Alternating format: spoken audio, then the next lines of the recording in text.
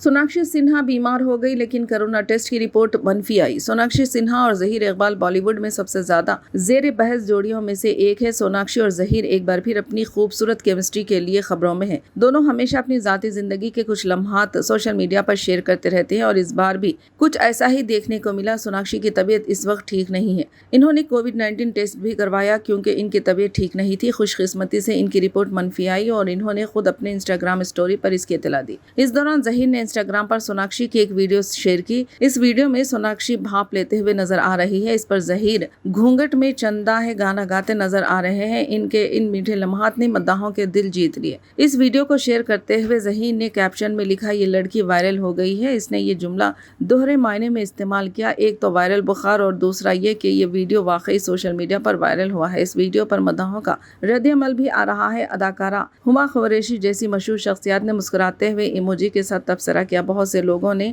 दोनों की केमिस्ट्री की तारीफ की। जहीर और सोनाक्षी को अपने रिश्ते पर पूरा भरोसा है। इनका पुख्ता यकीन है कि अगर रिश्ते में दोस्ती हो तो आप एक दूसरे को बेहतर तौर पर समझ सकते हैं। अब 23 जून को इनकी शादी की पहली सालगिरह होगी। गुज़िश्ता साल 23 जून को इनकी फैमिली और करीबी दोस्तों की मौजूदगी में रजिस्टर्ड शादी हुई थी। इस दौरान सोनाक्षी को इनकी बैन मजहबी शादी पर भी तनकीद का निशाना बनाया गया था।